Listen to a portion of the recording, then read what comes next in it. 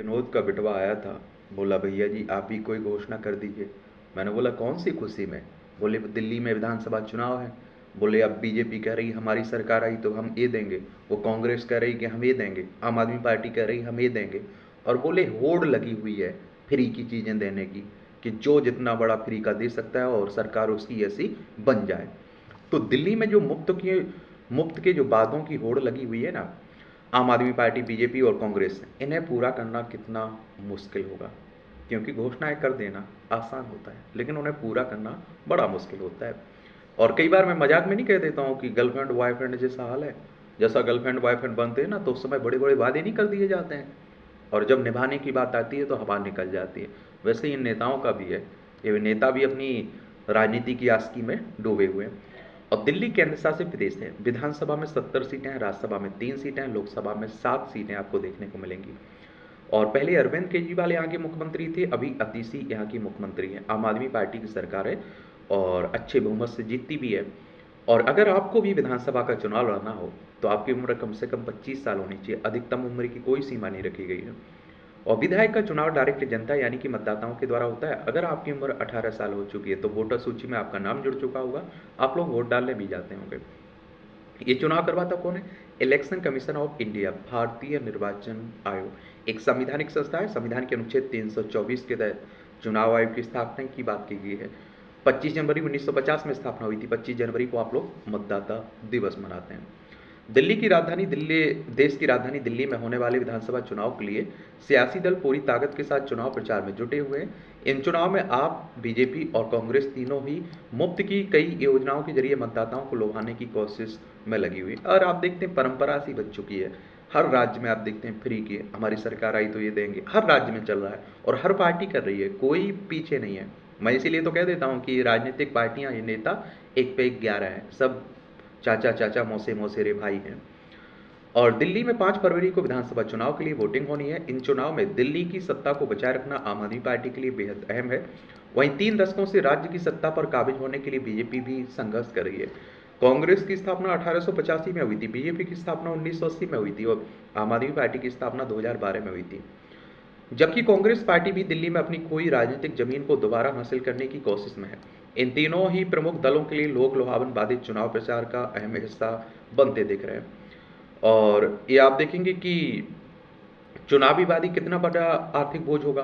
तो भारत में कल्याणकारी योजनाएं पुराने समय से चलाई जा रही हैं। देश के कई इलाकों में फैली गरीबी और लोगों की जरूरत के लिए इसे काफी काफी जरूरी भी माना गया है।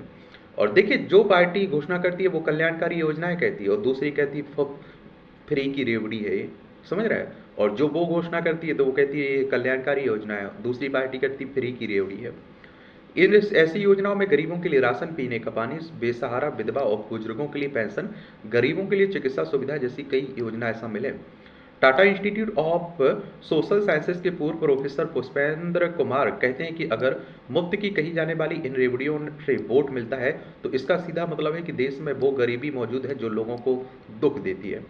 उनका कहना है कि आजकल छोटे शहरों और कस्बों में भी आपको चमकते बाजार दिख जाते हैं और उसके पीछे यह गरीबी दब जाती है। सरकार इस गरीबी को स्वीकार करने से इनकार करती है, लेकिन उसे पता है कि इस पर ध्यान नहीं दिया है तो लोगों का गुस्सा फूट सकता है। इसलिए लोगों के खातों में पैसे ट्रांसफर किए जा रहे हैं। चाहे वो किसान सम्मान योजना हो, जो 6,000 किसानों को मिलते हैं ना उनकी, महिलाओं को पैसे देने हो, या फिर लाडली बहन जैसी योजना हो, इसका इसका नुकसान यह हो रहा है कि सरकार रोजगार और दूरगामी योजनाओं जैसी चीज़ों में निवेश नहीं कर पा रही है। अब इस पर पैसा चला जा रहा है। अगर वही पैसा बचता तो दूसरी योजनाओं पर होता, समझ रहे हैं। हालांकि 1970 के दशक में भारत के दक्षिण राज्यों में ऐसी कई योजनाएं शुरू की थी। दक्षिण के भारत के राज्यों से शुरुआत हुई, लोगों को सीधा सरकारी लाभ पहुंचाया गया। इसमें से कई योजनाएं काफी सफल भी रही। ऐसी योजनाएं धीरे धीरे देश के अन्य राज्यों में भी लागू की गई, जिसमें बिहार महिलाओं के लिए साइकिल योजना, दिल्ली में 200 यूनिट तक फ्री बिजली की घोषणा योजना भी शामिल है। इसके अलावा केंद्र सरकार भी कई ऐसी योजनाएं चलाती है जिसके तहत लोगों को मुफ्त में राशन और या किसानों को किसान सम्मान निधि देना शामिल है। और आप देखिए, महिलाओं को जो फ्री के पैसे की बात हो रही है, 1500, 2000, कोई कह रहा है 2500, कोई कह रहा है 4000, उसका फायदा भी मिल रहा है। मध्य प्रदेश में मिला, आप देखिए महाराष्ट्र में मिला, हरियाणा में भी मिला, छत्तीसगढ़, राजस्थान में मिला, झारखंड में भी मिला, हर जगह आप देखते हैं मिल रहा है, तेलंगाना में मिला। आर्थिक मामलों के जानकार शरद कोहली कहते हैं कि मुफ्त की इन योजनाओं का सबसे बड़ा नुकसान यह है कि लोग आज के छोटे फायदे के लिए कल का बड़ा नुकसान कर रहे हैं। पहले आने वाले 2-3 पीढ़ियों को ध्यान में रखकर योजना बनती थी, अब ऐसा नहीं हो रहा है। अगर दिल्ली की बात करें तो मुफ्त की योजनाओं की वजह से पहली बार दिल्ली का बजट नुकसान में जा रहा है, जो हमेशा सरप्लस रहता था। और हमारा अनुमान है कि इस वित्त वर्ष में अंत तक दिल्ली का बजट 6,000 करोड़ रुपए के नुकसान का होगा। और आप देखिए, जो पैसा रहता है वो हमारी आपकी जेब से ही जाता है। डायरेक्ट इनडायरेक्ट टैक्स हम लोग देते हैं ना, उसी से तो सब दिया जा रहा है। और आप देखिए, वो अगर फ्री में खर्च कर दिया जाए तो फिर काम के लिए क्या बचेगा। और कई राज्य सरकारें तो लोन भी ले रही, कर्ज भी ले रही। लोगों को सुविधाएं देने के मामले में राजनीतिक दलों में ऐसी होड़ देखी जा रही है। अगर आम आदमी पार्टी ने महिलाओं के लिए 2100 रुपये देने का वादा किया तो बीजेपी ने 2500 रुपये देने का वादा किया। और वहीं दिल्ली में आम आदमी पार्टी की सरकार 200 यूनिट बिजली फ्री देती है, तो कांग्रेस ने इसे 300 यूनिट करने का वादा किया। शरद कोहली कहते हैं कि कई बार राजनीतिक दल ऐसे वादे कर देते हैं जिसे पूरा नहीं किया जा सकता है, जैसे पंजाब में हुआ, जहां आम आदमी पार्टी की सरकार महिलाओं को पैसे नहीं दे रही पाई। जाहिर है कि ऐसी योजनाओं को पूरा करने के लिए राज्य सरकार के पास संसाधन और बजट मौजूद होना चाहिए। वरिष्ठ पत्रकार संजीव पांडे कहते हैं कि पंजाब में आप सरकार को कई समस्याएं विरासत में मिली, उसके पास दिल्ली की तरह टैक्स से मिलने वाला अपना राजस्व नहीं है।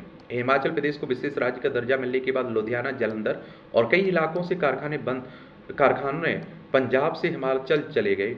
और इसके अलावा बाघा बॉर्डर बंद होने की वजह से पंजाब का पाकिस्तान से बिजनेस पूरी तरह प्रभावित हुआ है। वो कहते हैं पंजाब में किसानों को पहले से ही मुफ्त बिजली मिल रही है।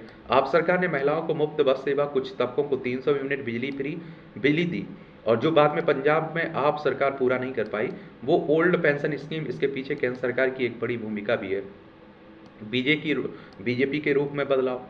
तो दिल्ली में आम आदमी पार्टी ने लगातार 2 चुनावों में बड़ी जीत हासिल की है, जिसमें उनकी मुफ्त की योजनाओं का बड़ा योगदान माना जाता है। साल 2013 में पहली बार अरविंद केजरीवाल ने कांग्रेस के समर्थन से 49 दिनों तक दिल्ली की सरकार चलाई थी। इस दौरान अरविंद केजरीवाल के नेतृत्व में आप सरकार ने दिल्ली के लोगों के लिए मुफ्त बिजली, पानी, अन्य सुविधाओं की कई घोषणाएं की हैं। इन चुनाव में वो इसे और आगे ले जाने का वादा कर रही है। साल 1993 से दिल्ली की सत्ता में वापसी का इंतजार कर रही बीजेपी भी अब ऐसी ही मुफ्त की योजनाओं के रास्ते पर है। कांग्रेस पार्टी भी इसे ही आधार बनाकर दिल्ली में अपनी पुरानी ताकत वापस हासिल करने के प्रयास में लगी हुई है। और हर पार्टी एक तरह से प्रतिस्पर्धा कर रही है। कोई कहता है हम 1000 देंगे, तो दूसरा कहता है 1500, तीसरा कहता है हम 2000 देंगे, 2100, तीसरा चौथा कहता है हम 2500 देंगे। वही लगा हुआ है।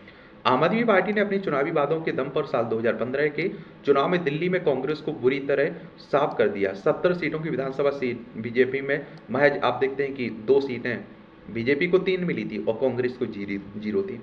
साल 2020 में भी आम आदमी पार्टी सरकार की योजनाओं का दिल्ली में उसे बड़ा लाभ मिला और उसने बड़ी जीत दर्ज मुफ्त की। और योजनाओं का वोटरों पर हो रहे इस असर को अब बीजेपी और कांग्रेस भी समझ नहीं रही है।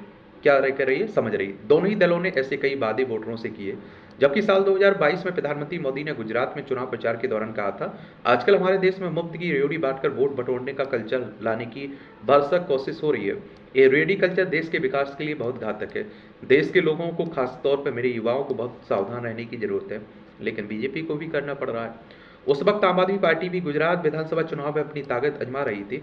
चुनाव प्रचार में उसका दिल्ली में चल रही योजनाओं को जनता के सामने पेश करने पर काफी जोर था। जबकि बीजेपी ने मौजूदा दिल्ली विधानसभा चुनाव के लिए अपने संकल्प पत्र में लिखा, दिल्ली में भाजपा की सरकार बनने पर न केवल मौजूदा कल्याणकारी योजना जारी रहेंगी, बल्कि उन्हें और अधिक प्रभावी भ्रष्टाचार मुक्त बनाया जाएगा। लोक लुभावन वादे। बीजेपी ने अपने संकल्प पत्र में हर गरीब महिला को हर महीने 2500 रुपये देने का वादा किया। इसमें वरिष्ठ नागरिकों को मिलने वाला पेंशन 2000 से बढ़ाकर 2500 करने का वादा किया। बीजेपी ने अन्य वादों के अलावा हर गर्भवती महिला को 21,000 रुपये की आर्थिक मदद और 6 पोषण किट देने का वादा किया। और उसने हर गरीब परिवार की महिला को 500 रुपये में एलपीजी गैस सिलेंडर और होली दिवाली पर एक सिलेंडर मुफ्त देने का संकल्प भी लिया। दिल्ली के पूर्व मुख्यमंत्री आम आदमी पार्टी के संयोजक अरविंद केजरीवाल ने बीजेपी के संकल्प पत्र पर प्रतिक्रिया दी है और कहा कि बीजेपी ने सरेआम खुले में स्वीकार किया कि दिल्ली में केजरीवाल की ढेरों कल्याणकारी योजनाएं चल रही हैं, जिसका लाभ बीजेपी वालों के परिवारों को भी मिल रहा है। हमें राजनीति करनी नहीं आती है, काम करना आता है, और काम ऐसा करते हैं कि हमारे विरोधी भी उसकी तारीफ करते हैं। आम आदमी पार्टी की सरकार दिल्ली में मुफ्त बिजली, पानी, इलाज, शिक्षा, महिलाओं को मुफ्त बस यात्रा, बुजुर्गों की मुफ्त तीर्थ यात्रा की योजना चला रही है। और उसने अब इसे और बढ़ाने का वादा किया है, जिसमें हर महिला को हर महीने 2100 रुपये, बुजुर्ग इलाज का पूरा खर्च बुजुर्गों के लिए, पुजारियों ग्रंथियों को हर महीने 18,000 रुपये का सम्मान, छात्रों को भी बसों में मुफ्त यात्रा जैसे कई वादे भी किए। आपने दिल्ली मेट्रो में छात्रों को 50% छूट देने का वादा भी किया। वहीं कांग्रेस पार्टी ने अपनी लोक लुभावन वादों में आम सरकार की आप 200 यूनिट फ्री बिजली की योजना को बढ़ाकर 200 यूनिट 300 यूनिट करने का वादा किया है। कांग्रेस ने महिलाओं के लिए प्यारी दीदी योजना, स्वास्थ्य क्षेत्र के लिए जीवन रक्षा योजना, युवाओं के लिए युवा उड़ान योजना, इसके अलावा महंगाई मुक्ति योजना जैसे कई वादे किए। सुप्रीम कोर्ट में मामला भी गया। सुप्रीम कोर्ट हमारी सर्वोच्च अदालत है। संविधान के अनुच्छेद 124 के तहत सुप्रीम कोर्ट की स्थापना की बात की गई। 28 जनवरी 1950 में स्थापना हुई थी। ऐसी सरकारी योजनाओं को सुप्रीम कोर्ट में भी चुनौती दी गई। यह मामला अब भी चल रहा है। इसमें जुड़ी 2 याचिकाएं वकील अश्विनी उपाध्याय ने भी सुप्रीम कोर्ट में दाखिल की। उनका कहना है, मैंने साल 2022 में याचिका डाली थी जिस पर सुप्रीम कोर्ट ने सुनवाई चल रही है। मैंने मांग की है कि जन कल्याणकारी योजनाओं मुफ्त को योजनाओं को परिभाषित किया जाए। मेरा कहना है कि रोटी कपड़ा मकान से जुड़ी योजनाओं को कल्याणकारी योजनाएं, बाकी को मुफ्तखोरी माना जाए। अश्विनी उपाध्याय ने मांग की है कि चुनावी घोषणा पत्र के लिए फॉर्मेट हो और हर दल उसके मुताबिक अपनी घोषणाएं करे, और जिसमें राज्य पर मौजूदा कर्ज, चुनावी वादों के बाद बढ़ने वाले कर्ज और सरकार बनने पर इसकी भरपाई की योजना का जिक्र हो। अश्विनी उपाध्याय के मुताबिक जब मैंने जनहित याचिका डाली थी तब भारत सरकार पर 150 करोड़ रुपए का कर्ज था, जो अब बढ़कर 225 लाख करोड़ हो गया है, जबकि दिल्ली सरकार का कर्ज 55,000 से बढ़कर 1 लाख हो गया है। अश्विनी उपाध्याय ने मांग की है कि जो पार्टी 5 साल सरकार चलाने के बाद कर्ज को कम नहीं कर सके, उस पर चुनाव लड़ने पर पाबंदी लगा दी जाए। बीते साल बीजेपी नेता और विधायक जितेंद्र महाजन की एक याचिका पर सुनवाई करते हुए दिल्ली हाईकोर्ट के चीफ जस्टिस मनमोहन सिंह की अध्यक्षता वाली बेंच ने कहा था, आम आदमी पार्टी शहर में आधारभूत ढांचों को बेहतर करने में नाकाम रही। बीते साल नवंबर में आप देखिए, इस मामले की सुनवाई के दौरान कोर्ट ने कहा था कि सरकार जरूरी इंफ्रास्ट्रक्चर की मरम्मत करने की बजाय फ्रीबीज देने की प्राथमिकता दे रही है। ये एक फ्लाईओवर की मरम्मत कर उस लोगों के लिए खोलने से जुड़ा मामला था। सुनवाई के दौरान ये सामने आया था कि पीडब्ल्यूडी विभाग फ्लाईओवर बनाने वाले कॉन्ट्रैक्टर को 8 करोड़ रुपए का भुगतान नहीं कर सकी थी। आंकड़ों में क्या है, साल 2024-25 के दिल्ली बजट के मुताबिक दिल्ली सरकार 78,800 करोड़ का बजट पेश किया था, और इसके अनुसार दिल्ली में साल 2022-23 में 40 से ज़्यादा करोड़ की फ्री टिकट दिल्ली की सरकारी बसों में महिलाओं को मुफ्त बस यात्रा के लिए पिंक टिकट जारी किए जाते हैं। और साल 2019 से पिछले साल तक 87,000 बुजुर्गों को मुफ्त तीर्थ यात्रा कराई गई। दिल्ली में करीब 59 लाख घरेलू उपभोक्ता बिजली के थे, और पिछले साल के बजट के मुताबिक एक साल में 3.41 करोड़ बिजली के बिल जीरो यानी शून्य रहा। दिल्ली जल बोर्ड का बजट 7,000 करोड़ से ज़्यादा था, और सरकार हर परिवार को 2,000 लीटर मुफ्त पानी देती है। पिछले साल के बजट में दिल्ली में हर महिला को 1,000 रुपये हर महीने देने का वादा किया, और जिसका बजट 2,000 करोड़ रुपये गया था। और जब आम आदमी पार्टी इसे 2100 करने का वादा करती है, यानी बजट 4,000 करोड़ से ज़्यादा का होगा। वहीं मनी कंट्रोल ने अपनी एक रिपोर्ट में कहा कि अगर आम आदमी पार्टी दिल्ली में हर महिला को 2100 रुपये प्रतिमाह देने के वादे को चुनाव जीतने के बाद पूरा करती है, तो उसे 2026 के बजट में 10,000 करोड़ रुपये अतिरिक्त चाहिए होंगे, जो उसके सब्सिडी बिल को दोगुना करे। इकोनॉमिक्स टाइम्स की एक रिपोर्ट के मुताबिक दिल्ली में हर साल 3600 करोड़ बिजली सब्सिडी, 200 करोड़ पानी सब्सिडी और बस ट्रेवल पर 70 करोड़ की सब्सिडी दी जा रही है। बीते साल अक्टूबर में इस तरह की खबरें आई थी कि दिल्ली सरकार का बजट 31 सालों में पहली बार घाटे में जा रहा है। वित्त विभाग के हवाले से मीडिया में रिपोर्ट आई कि वित्त वर्ष 2024-25 के खत्म होने से पहले दिल्ली का बजट घाटे में जा सकता है। अनुमानों के अनुसार जहां इस वर्ष राजस्व से आय 62,415 करोड़ है, वहीं खर्च 63,911 करोड़ हो सकता है। और इन बयानों के बीच 16वें वित्त आयोग के चेयरमैन अरविंद पनगड़िया का एक बयान भी बीते दिनों चर्चा में रहा। कुछ दिन पहले उन्होंने फ्री रिविडियो के सवाल पर कहा था कि जो पैसा परियोजनाओं के लिए दिया जाता है उसे केवल परियोजनाओं के क्रियान्वयन में ही लगाया जाना चाहिए। उन्होंने कहा था कि ये पैसा मुफ्त रेवड़ियों के लिए इस्तेमाल नहीं किया जाना चाहिए।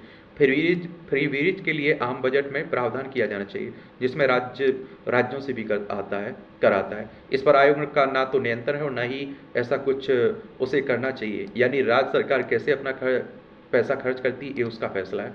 आखिर में नागरिकों को ही फैसला लेना है, और अगर नागरिक मुफ्त की रेवड़ियों को देखते हुए अपनी सरकार चुनते हैं तो वो रेवड़ी मांग रहे हैं। आखिर में नागरिकों को चुनना है, उसे बेहतर सुविधाएं, बेहतर सड़कें, पानी तक पहुंच चाहिए, या फिर कैश ट्रांसफर यानी कि रेवड़ी चाहिए। बाकी देख रहे हैं आप लोग, समझदार हैं, काफ़ी समझदार हैं भाई, कि देखिए फ्री का मिल रहा है तो लोग ले रहे हैं भाई, और मज़े ले रहे हैं। और वोट भी दे रहे हैं, इसमें कोई शक नहीं हो। वोट दे रहे हैं तो हर पार्टी घोषणा भी करी, बिहार में चालू हो गई, देख लीजिए घोषणाएं। लेकिन इसका प्रभाव नेगेटिव रहता है, नकारात्मक ही रहता है, हर किसी पर आप देखेंगे आने वाले समय में वो दिखाई भी दे देगा। धन्यवाद। आप लोग क्या सोचते हैं, अपनी राय आप लोग जरूर दिया करिएगा।